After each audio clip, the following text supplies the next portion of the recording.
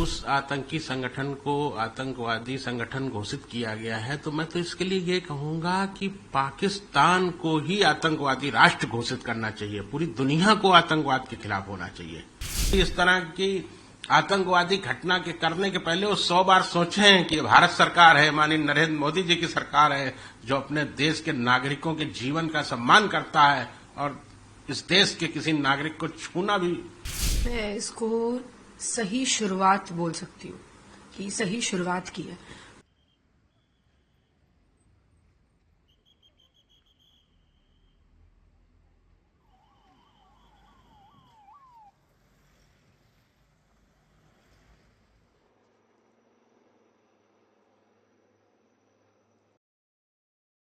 बाईस अप्रैल को जो जघन्य कांड हमारे देश के ऊपर हुआ, हमारे देश के 26 निर्दोष नागरिक मारे गए, उसमें मेरा इकलौता पुत्र भी था।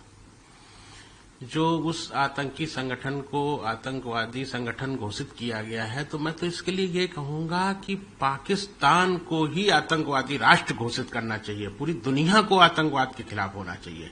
आतंकवाद का दर्द सिर्फ हमारे हिंदुस्तान ने नहीं झेला है, उस अमेरिका ने भी झेला है आतंकवाद का दर्द, और संपूर्ण दुनिया आतंकवाद से लड़ रही है। संपूर्ण विश्व के बड़े नेताओं को एक होकर के आतंकवाद के जन्मदाता, आतंकवाद को पोषित करने वाले पाकिस्तान को आतंकवादी राष्ट्र घोषित करना चाहिए। ये मेरी मांग है।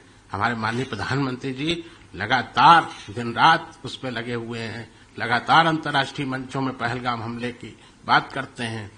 आतंकवाद को नेस्त नाबूद करने का उन्होंने बीड़ा उठाया है। पूरा देश उनके साथ खड़ा है और निश्चित तौर पे हमारे प्रधानमंत्री जी सफल होंगे। आतंकवाद का समूल विनाश होगा। शायद मेरी इस मांग पे कई लोग मेरा विरोध भी करते हैं, किंतु मेरा ऐसा मानना है कि ये माननीय प्रधानमंत्री जी का नया भारत है।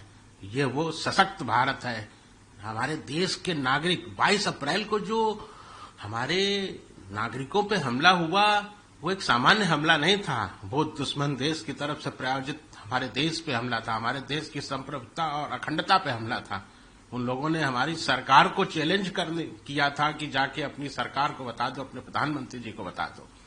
मैं अपनी सरकार से माननीय प्रधानमंत्री जी से लगातार ये मांग कर रहा हूं कि यदि देश पे हुए हमले पर देश का कोई आम नागरिक, जिस तरह इसमें 26 निर्दोष नागरिक शहीद हुए, निश्चित तौर पे उनको राष्ट्रीय स्तर का सम्मान मिलना चाहिए, राजकीय सम्मान मिलना चाहिए, शहीद अथवा उसके स्तर का कोई सम्मान मिलना चाहिए, जिससे उन दुष्ट आतंकवादियों का मनोबल टूट सके और भविष्य में कभी इस तरह की आतंकवादी घटना के करने के पहले वो 100 बार सोचें कि भारत सरकार है, माननीय नरेंद्र मोदी जी की सरकार है, जो अपने देश के नागरिकों के जीवन का सम्मान करता है और इस देश के किसी नागरिक को छूना भी पाप है।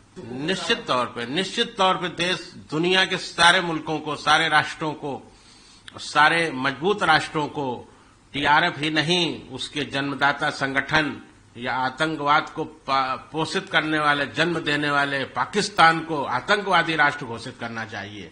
क्योंकि उस आतंकवाद से सिर्फ हिंदुस्तान की जनता नहीं पीड़ित है, संपूर्ण विश्व पीड़ित है उससे। मैं इसको सही शुरुआत बोल सकती हूँ कि सही शुरुआत की है, बट यहाँ पे सिर्फ एक संगठन इस चीज में जिम्मेदार है, ये यहाँ बात नहीं रुकनी चाहिए। वो पूरा देश, वो पूरा पाकिस्तान देश आतंकवाद के लिए जिम्मेदार है।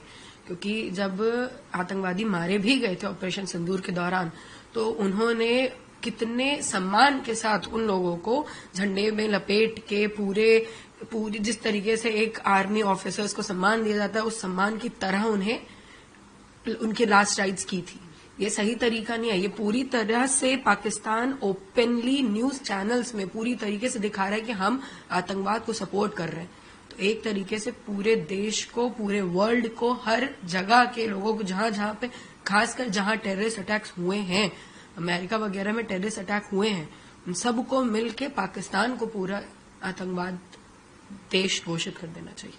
श्रद्धांजलि तब होगी जब उन 26 लोगों को कोई राष्ट्रीय सम्मान मिलेगा।